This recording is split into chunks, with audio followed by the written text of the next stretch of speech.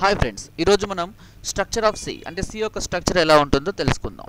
So structure అంటే అర్థం ఏంటంటే మనం ఏ స్టెప్స్ని ఎక్కడెక్కడ రాయాలో చెప్పేది స్ట్రక్చర్. సో అందులో మనకు టోటల్గా 5 స్ట్రక్చర్స్ అండ్ 5 సెక్షన్స్ ఉన్నాయి. సో అందులో ఫస్ట్ వచ్చేసి డాక్యుమెంటేషన్ సెక్షన్. సో ఈ డాక్యుమెంటేషన్ సెక్షన్ అంటే అర్థం ఏంటి అని అంటే మనం ప్రోగ్రామ్కి సంబంధించినటువంటి ఏదైనా ఒక పేరు రాయాలి అనుకున్నా, చూడాలి, చదవాలి అనుకున్నప్పుడు ఆ ప్రోగ్రామ్ పేరు అనేది, for example addition of 2 numbers అనే ప్రోగ్రామ్ పేరు కనుక మనం ఎడిటర్లో రాయాలి అనుకుంటే ఈ డాక్యుమెంటేషన్ సెక్షన్లో రాయాలి.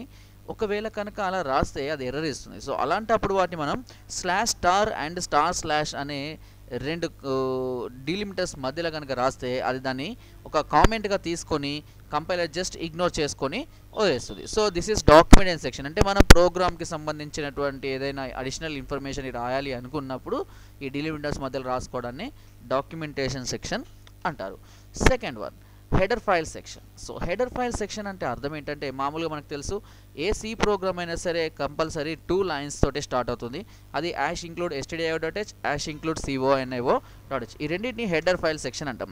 సో ఈ హెడర్ ఫైల్ వల్ల యూజ్ ఏంటి అంటే మన ప్రోగ్రామ్ని పెద్దగా కాకుండా, అంటే మీకు ఇదివరకు చెప్పాను ప్లస్కి మైనస్కి అన్నిటికీ కూడా ఒక్కొక్క దానికి ఒక్కొక్క ఫైల్ ఉంటుంది.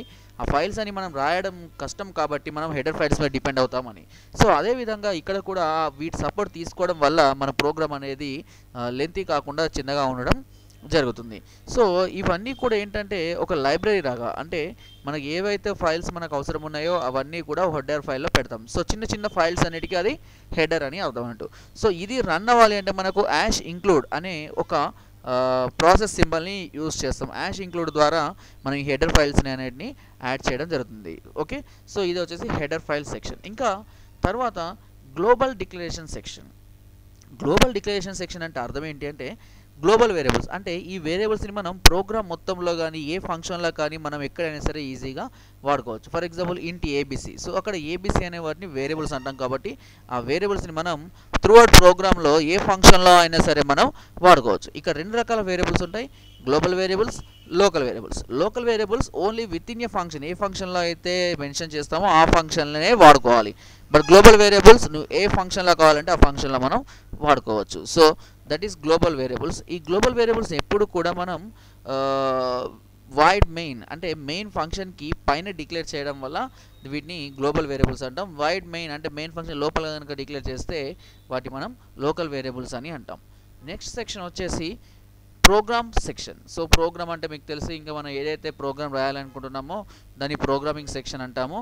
ఈ ప్రోగ్రామింగ్ సెక్షన్ వచ్చేసి మనకు ఖచ్చితంగా ఒకే ఒక మెయిన్ అనే ఆప్షన్ నుండి ఫంక్షన్ ద్వారా స్టార్ట్ అవ్వడం జరుగుతుంది. ఒక మెయిన్ మాత్రమే ఉంటుంది. ఈ మెయిన్కి ఓపెన్ క్లోజ్ బ్రాకెట్స్ కంపల్సరీగా ఉంటాయి.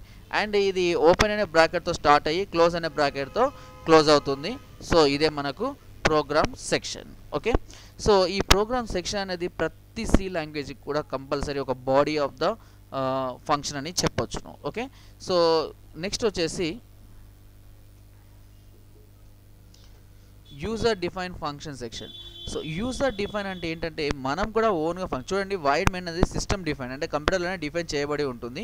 ఇప్పుడు ఇది వచ్చేసి యూజర్ డిఫైన్ అంటే మనం ఓన్గా, అంటే ఇప్పుడు for example wide Vijay, wide honey, wide Frooti, so ఇట్లాంటి ఏదైనా ఒక పేరు ద్వారా మనం ఒక ఫంక్షన్ని క్రియేట్ చేసుకునేదాన్ని యూజర్ డిఫైన్ ఫంక్షన్ అంటాము.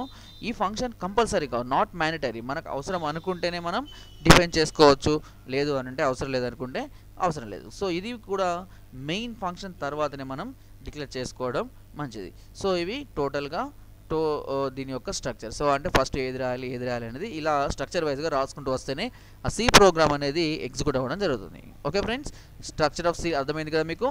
నా వీడియో కనుక మీకు నచ్చినట్టయితే సబ్స్క్రైబ్ చేసుకోండి. Thank you.